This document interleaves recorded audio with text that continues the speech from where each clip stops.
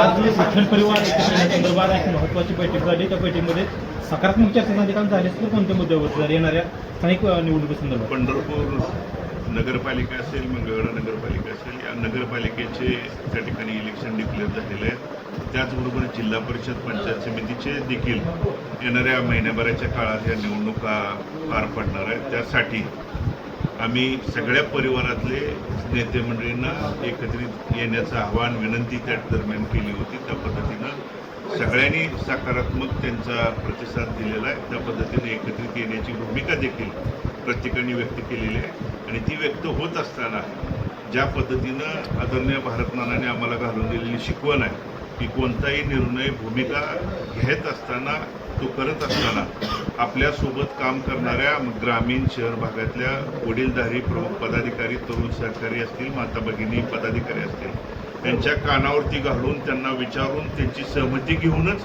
तो त्या ठिकाणी निर्णय घ्यायचा.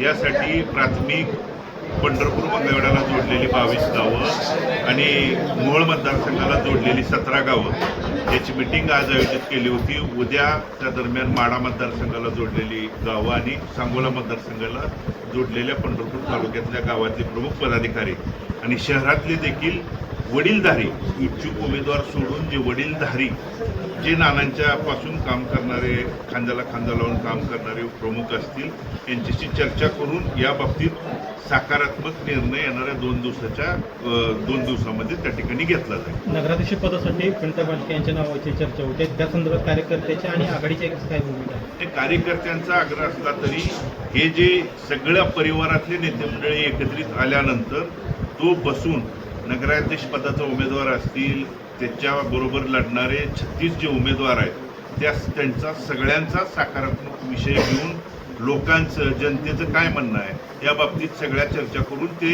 प्रमुख नेते मंडळी जो निर्णय घेतील त्यांच्यासोबत मी त्या ठिकाणी असणार. जर विठ्ठल परिवार एकत्र आला नसता तर अनेक बदल पाठीमागच्या ह्याच्यात पराभूत करणार. त्याचा परिणाम येणाऱ्या पुढच्या निवडणुकीमध्ये ज्या पद्धतीनं नगरपालिका होती आपल्या जिल्हा परिषद पंचायतीमध्ये कसे बदल असतील? नक्कीच यापूर्वी देखील जोपर्यंत, कारण आमच्या परिवारात फूट पाडायची, भांडणं लावायची आणि वेगवेगळ्या सत्ता हस्तगत करायच्या हे काही मंडळींचं काम होतं.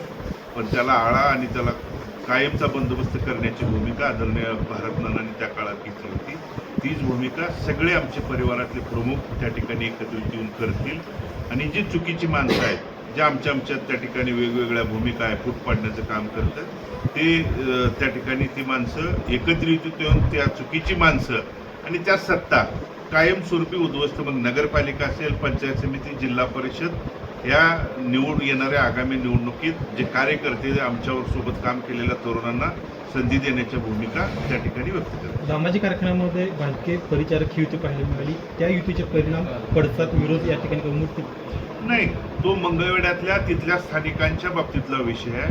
त्या मंगळवेढा तालुक्यात देखील निर्णय घेत असताना तिथले पदाधिकारी, इच्छुक उमेदवार, कार्यकर्ते आणि प्रत्येक गाव, जसं आज मी पंढरपुरात कोणती भूमिका घ्यावी यासाठी माझ्यासोबत काम करणाऱ्या वडीलधाऱ्यांना, तरुणांना विचारलं. त्याच बाबतीत मंगळवेढा तालुक्यात कोणती भूमिका घ्यायची, कशा पद्धतीनं सामोरं जायचं या बाबतीत अशाच पद्धतीनं गावोगावचे प्रमुख पदाधिकारी, वडीलधारी बोलवूनच त्या दरम्यानचा निर्णय त्या ठिकाणी घेतला जाईल.